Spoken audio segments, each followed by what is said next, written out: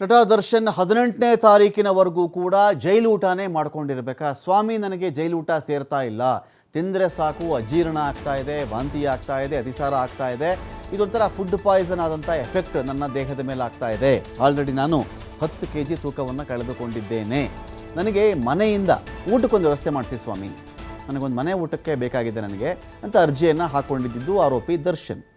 ಆದರೆ 18ನೇ ತಾರೀಕಿನವರೆಗೂ ನಿನ್ನ ಅರ್ಜಿ ವಿಚಾರಣೆ ಮಾಡೋಕ್ಕಾಗಲ್ಲ, 18ನೇ ತಾರೀಕಿಗೆ ಮುಂದೂಡ್ತಾ ಇದ್ದೀನಿ ಅಂಥೇಳಿ ನ್ಯಾಯಾಧೀಶರು ಹೇಳಿ ಆಯಿತು. ಅಲ್ಲಿಗೆ ದರ್ಶನ್ ಸುಮಾರು ಇನ್ನೂ 8 ದಿನಗಳ ಕಾಲ ಜೈಲೂಟನೇ ಮಾಡಿಕೊಂಡು ಇರಬೇಕಾದಂಥ ಪರಿಸ್ಥಿತಿ ಇದೆ. ಜೈಲೂಟ ಬಿಟ್ಟರೆ ಬೇರೆ ಏನೂ ಆಪ್ಷನ್ನೇ ಇಲ್ಲ. ಈಗ ಮನೆಯಿಂದ ತರಿಸ್ಕೊಳ್ತೀನಿ ಅದು ಇದು ಇಲ್ಲ, ಯಾಕಂದರೆ ಅರ್ಜಿನೇ ವಿಚಾರಣೆಗೆ ಬಂದಿಲ್ಲ ಅಲ್ವಾ. ಹಾಗಾಗಿ ಜೈಲೂಟದಿಂದ ಅತಿಸಾರ ಆದರೂ ಅದೇ ಊಟ ಮಾಡು, ನಿನಗೆ ಭೇದಿ ಆದರೂ ಅದೇ ಊಟ ಮಾಡು, ವಾಂತಿ ಆದರೂ ಅದೇ ಊಟ ಮಾಡು, ಫುಡ್ ಪಾಯ್ಸನ್ ಆದರೂ ಅದೇ ಊಟ ಮಾಡು ಅಂತ. ಆದರೆ ಮನೆ ಊಟಕ್ಕೆ ಬೇಕು ಅನ್ನೋ ಆಸೆ ಇಟ್ಕೊಳ್ಳೋದು ಬೇರೆ, ನನಗೆ ಮನೆ ಊಟ ಬೇಕು ಸ್ವಾಮಿ ಅಂತ ಕೇಳ್ಕೊಳ್ಳೋದು ಬೇರೆ. ಆದರೆ ನನಗೆ ಅತಿಸಾರ, ಭೇದಿ, ಮತ್ತೊಂದು ಹೇಳೋದಿದೆಯಲ್ಲ, ಇದನ್ನು ಕೋರ್ಟ್ ಕೂಡ ಅಷ್ಟೇ ಗಂಭೀರವಾಗಿ ಪರಿಗಣಿಸುತ್ತೆ. ಎಲ್ಲವೂ ಒಂದು ವಾತಾವರಣಕ್ಕೆ ಹೋದ್ಮೇಲೆ ಸ್ವಲ್ಪ ದಿನಗಳು ಬೇಕಾಗ್ತವೆ ಹೊಂದಿಕೊಳ್ಳೋದಕ್ಕೆ ಅಂತ ಇರಲಿ. ಆದರೆ ಕೋರ್ಟ್ ಅಂತೂ ಸದ್ಯಕ್ಕಂತೂ ದರ್ಶನ್ಗೆ ಜೈಲೂಟನೇ ಮಾಡ್ಕೊಂಡಿರಪ್ಪ ಅಂತ ಹೇಳ್ದಂಗೆ ಅರ್ಥ ಇದು. ಜೊತೆಗೆ ನನಗೆ ಹಾಸಿಗೆ ಬೇಕು, ದಿಂಬು ಬೇಕು, ಪುಸ್ತಕ ಬೇಕು, ಇದೆಲ್ಲ ಕೂಡ ಈ ಒಂದು ಮನವಿಯಲ್ಲಿ ಸೇರಿಕೊಂಡಿದೆ. ಆದರೆ ಇದ್ಯಾವುದಕ್ಕೂ ಕೂಡ ಸದ್ಯಕ್ಕೆ ಕೋರ್ಟ್ ಸೊಪ್ಪಾಗ್ತಂತೆ ಕಾಣಿಸ್ತಾ ಇಲ್ಲ. ಅನುಮತಿ ಅಂತೂ ಸಿಕ್ಕಿಲ್ಲ ದರ್ಶನ್ಗೆ ಮನೆಯಿಂದ ಊಟ ತರಿಸ್ಕೊ ಅಂತ ಹೇಳಿ. ಇನ್ನೊಂದು ಕಡೆ ದರ್ಶನ್ ಸಲ್ಲಿಸಿದಂಥ ರಿಟ್ ಅರ್ಜಿ ತುರ್ತು ವಿಚಾರಣೆಗೇ ಕೋರ್ಟ್ ಒಂದು ಕಡೆ ನಿರಾಕರಿಸಿದೆ ಕೂಡ. ತುರ್ತು ವಿಚಾರಣೆ ಎಲ್ಲ ಮಾಡೋಕ್ಕಾಗಲ್ಲಪ್ಪ ಅಂಥೇಳಿ ಆಕ್ಷೇಪಣೆ ಸಲ್ಲಿಸೋದಕ್ಕೆ SPPಗೆ ಸೂಚನೆ ಕೊಟ್ಟಿದೆ ಹೈಕೋರ್ಟ್. ಇದಕ್ಕೆ ನಿಮ್ಮದೇನಾದ್ರು ಆಕ್ಷೇಪಣೆ ಇದೆಯಾ ಅಂತ. ಏನಾಗುತ್ತೆ, ಈಗ ದರ್ಶನ್ ಕಡೆ ವಕೀಲರು, ಡಿಫೆನ್ಸ್ ವಕೀಲರು ಇರ್ತಾರಲ್ಲ, ಈ ಥರ ಆಗಿಬಿಟ್ಟಿದೆ ಸ್ವಾಮಿ, ಅವ್ರಿಗೆ ಅತಿಸಾರ ಆಗ್ತಾಯಿದೆ, ಫುಡ್ ಪಾಯ್ಸನ್ ಆಗ್ತಾಯಿದೆ, ನಮ್ಮ ಕಕ್ಷಿದಾರರು 10 kg ಇಳಿದು ಹೋಗ್ಬಿಟ್ಟಿದ್ದಾರೆ ಸ್ವಾಮಿ, ಊಟ ಸೇರ್ತಾ ಇಲ್ಲ ಅವ್ರಿಗೆ, ಅದೇನಾ ದಿಂಬ ಸ್ವಾಮಿ, ಅದೊಂದು ಹಾಸಿಗೆನಾ ಸ್ವಾಮಿ, ಅಲ್ಲಿ ಹೇಗೆ ಸ್ವಾಮಿ ಮಲಗೋದು ಅಂತ.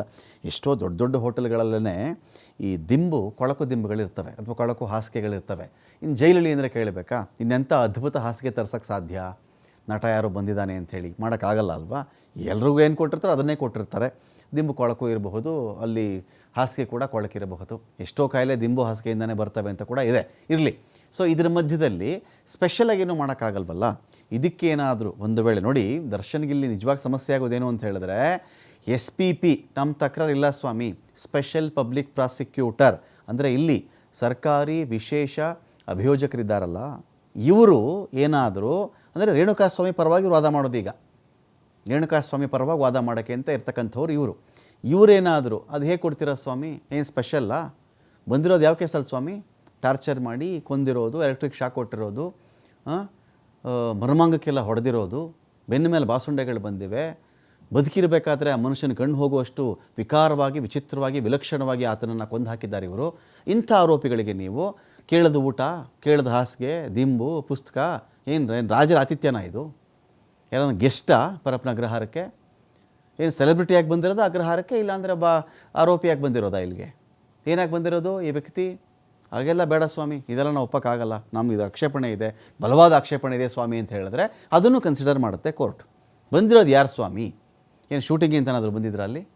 ಪರಪ್ಪನ ಅಗ್ರಹಾರಕ್ಕೆ ಶೂಟಿಂಗ್ ಬಂದಿದ್ರಾ ಅವ್ರು? ಇಲ್ಲ ತಾನೆ. ಬಂದಿರೋದೇನು, ಒಂದು ಕೊಲೆ ಆರೋಪವನ್ನು ಹೊತ್ಕೊಂಡು ಬಂದಿದ್ದಾರಲ್ಲ ಸ್ವಾಮಿ. ಇವ್ರಿಗೆ ಈ ಥರ ನಾವು ಸತ್ಕಾರಗಳನ್ನೆಲ್ಲ ಕೊಡ್ತಕ್ಕಂಥ ಅವಶ್ಯಕತೆ ಇಲ್ಲ. ಎಲ್ಲ ಖೈದಿಗಳು, ಎಲ್ಲ ವಿಚಾರಣಾಧೀನ ಖೈದಿಗಳಿಗೆ ಏನು ಸಿಗಬಹುದೋ ಅದೇ ಇವ್ರಿಗೂ ಸಿಗಲಿ. ಇವ್ರ ಬಳಿ ಹಣ ಇದ್ದಾರೆ, ಸ್ವಲ್ಪ ಫೇಮಸ್ ಆಗಿದ್ದಾರೆ, ಸಿನಿಮಾದಲ್ಲಿ ನಟಿಸಿದ್ದಾರೆ ಎಂದ ಮಾತ್ರಕ್ಕೆ ಈ ಸೌಲಭ್ಯಗಳನ್ನು ನಾವು ಕೊಟ್ಟರೆ ಸಮಾಜಕ್ಕೆ ಬೇರೆ ಸಂದೇಶ ಹೋಗಲ್ವೇ? ಓಹೋ, ಜೈಲಲ್ಲಿ ಏನು ಬೇಕಾದ್ರೂ ಸಿಗುತ್ತಪ್ಪ, ಪ್ರಭಾವಿಗಳಾದರೆ ಸಾಕು, ಅವರು ಏನೇ ಒಂದು ಕೆಲಸ ಮಾಡಿ ಅಲ್ಲಿ ಹೋಗಿದ್ದರೂ ಕೂಡ ಸಿಕ್ಕಿಬಿಡುತ್ತೆ ಅವ್ರಿಗೆ ಅಂತ ಆದರೆ ತಪ್ಪು ಸಂದೇಶ ಹೋಗಲ್ವೇ ಸ್ವಾಮಿ ಅಂತ ಕೇಳಿಕೊಳ್ಳಬಹುದು. ಗೊತ್ತಿಲ್ಲ, ಇದನ್ನು ಪುರಸ್ಕರಿಸುವುದು ತಿರಸ್ಕರಿಸುವುದು ಅಂತಿಮವಾಗಿ ನ್ಯಾಯಾಧೀಶರ ಡಿಸ್ಕ್ರಿಷನರಿ ಪವರ್ ಅಥವಾ ವಿವೇಚನಾ ಶಕ್ತಿಗೆ ಬಿಟ್ಟಂಥ ವಿಚಾರ. ನ್ಯಾಯಾಧೀಶರು ಬಿಡ್ರಿ, ಅವ್ರಿಗೇನೋ ಊಟ ಹೋಗುತ್ತಾ ಇಲ್ಲ, ಆರೋಗ್ಯ ಸಮಸ್ಯೆ ಆಗ್ತಿದೆ ಅಂತ ಹೇಳಿದಾಗ ಏನ್ರಿ ಮಾಡೋಕ್ಕಾಗತ್ತೆ? ಊಟ ತನ್ನಿಚ್ಛೆ, ನೋಟ ಪರರಿಚ್ಛೆ. ಇಷ್ಟ ಇಲ್ದಿರೋ ಊಟ ಮಾಡೋಕ್ಕಾಗಲ್ಲ. ಹೇಗೆ ತಿನ್ನೋದು ಇಷ್ಟ ಇಲ್ದಿರೋ ಊಟವನ್ನು? ಅದು ಬಹಳ ಹಿಂಸೆ ಅನಿಸುತ್ತೆ. ಊಟಕ್ಕೊಂದು ಅವಕಾಶ ಮಾಡಿಕೊಡೋಣ, ಹಾಸಿಗೆ ಮೇಲೆ ಅದರಲ್ಲೇ ಮಲಗಪ್ಪ ನೀನು ಹೇಳಬಹುದು. ಗೊತ್ತಿಲ್ಲ ನಮಗೆ. ಹಾಗಾಗಿ ಈ ಒಂದು ವಿಚಾರದಲ್ಲಿ ನಾವು ಚೆಕ್ ಮಾಡಬೇಕಾಗತ್ತೆ. ನನಗೆ ಚಮಚ ತಂದುಕೊಡಿ, ಆಹಾರ ತಂದುಕೊಡಿ, ದಿಂಬು ತಂದುಕೊಡಿ, ಹಾಸಿಗೆ ತಂದುಕೊಡಿ, ಇದೆಲ್ಲ ದರ್ಶನ್ ಕೇಳಿದ್ದು ನಿಜ. ರಿಟ್ ಅರ್ಜಿಯಲ್ಲಿ ಇದು ಬಂದಿರತಕ್ಕಂಥ ವಿಚಾರಗಳು ಸ್ಕ್ರೀನ್ ಮೇಲೆ ಹೋಗ್ತಾ ಇದೆ ನೋಡಿ. ನನಗೆ ಮನೆ ಊಟಕ್ಕೆ ಅನುಮತಿಯನ್ನು ನೀಡುವಂತೆ ಜೈಲು ಅಧಿಕಾರಿಗಳ ಬಳಿಯಲ್ಲಿ ಮನವಿ ಮಾಡಿದ್ದೀನಿ. ಅವರು ಮನೆ ಊಟ ಹಾಸಿಗೆ ನೀಡುವಂಥ ಅವಕಾಶ ನಮಗಿಲ್ಲಪ್ಪ, ನಿನಗೆ ಮನೆ ಊಟ ತರಿಸ್ಕೊಡೋದಾಗಲಿ, ಹಾಸಿಗೆ ತಂದು ಕೊಡೋದಾಗಲಿ, ಈ ಅವಕಾಶ ನಾವು ಡಿಸೈಡ್ ಮಾಡೋಕ್ಕಾಗಲ್ಲ. ನಮ್ಮ ಒಂದು ವ್ಯಾಪ್ತಿಯಲ್ಲಿ ಅದು ಬರಲ್ಲ. ನೀನು ಕಾನೂನು ಪ್ರಕಾರ ನ್ಯಾಯಾಲಯದ ಮೂಲಕವಾಗಿ ತರಿಸ್ಕೊಂಡು ಅನುಮತಿ ತೊಗೊಂಡು ಬಾ ಕೂಡ, ನಮ್ಮ ತಕರಾರು ಇಲ್ಲ ಅಂತ ಅವ್ರು ಹೇಳಿರ್ತಾರೆ. ಹಾಗಾಗಿ ಇದೀಗ ದರ್ಶನ್ಗೆ ಪೀಕ್ಲಾಟ ಏನು ಅಂತ ಹೇಳಿದ್ರೆ, ಮನೆ ಊಟ, ಹಾಸಿಗೆ, ದಿಂಬು, ಯಾವುದೋ ಚಮಚ ಬೇಕಂತೆ, ಸ್ಪೂನ್ ತಿನ್ನೋಕ್ಕೆ ಬೇಕಂತೆ. ಸೊ ಹಾಗಾಗಿ ಇದೆಲ್ಲವನ್ನು ಕೂಡ ಕೋರ್ಟ್ ಸದ್ಯಕ್ಕೆ 8 ದಿನ ಇದೇ ಕತೆ. ಏನು ಮಾಡಿದ್ರು, ಜೈಲಲ್ಲಿ ಎಷ್ಟು ಕೇಳಿಕೊಂಡ್ರು, ಎಷ್ಟು ಮನವಿ ಮಾಡಿಕೊಂಡ್ರು ಕೂಡ ಇವುಗಳಂತೂ ಸದ್ಯಕ್ಕೆ ಸಿಗಲ್ಲ. ಆನ್ ರೆಕಾರ್ಡ್ಸ್ ದಾಖಲೆಗಳ ಪ್ರಕಾರ ಸಿಗಲ್ಲ. ಒಳಗಡೆ ನಮಗೆ ಗೊತ್ತಿಲ್ಲ ರೀ, ಒಳಗಡೆ ಏನೋ ಸಿಗುತ್ತೆ ಅಂತಾರೆ, ಅಡ್ಜಸ್ಟ್ಮೆಂಟ್ ಆಗುತ್ತೆ ಅಂತ ನಮ್ಗೆ ಗೊತ್ತಿಲ್ಲ. ನಾವು ಗೊತ್ತಿಲ್ಲದೆ ಏನು ಮಾತನಾಡಬಾರ್ದು. ಈ ಥರದ್ದು ಊಹಾಪೋಹಗಳು, ಆರೋಪಗಳು ಸಾಕಷ್ಟು ಇರ್ತವೆ. ಸದ್ಯಕ್ಕಂತೂ ದರ್ಶನ್ಗೆ ಈಗೇನು ಊಟ ಸಿಗ್ತಿದೆಯೋ ಅದೇ ಊಟ ಮಾಡಬೇಕು, ಅದೇ ಹಾಸಿಗೆ ಮೇಲೆ ಮಲಗಬೇಕು, ಅದೇ ದಿಂಬನ್ನು ಹಾಕೊಂಡು ಮಲ್ಕೋಬೇಕು. ಅದು ಬಿಟ್ಬಿಟ್ರೆ ಬೇರೆ ಚಾನ್ಸ್ ಅಂತೂ ದರ್ಶನ್ಗೆ ಇಲ್ಲ.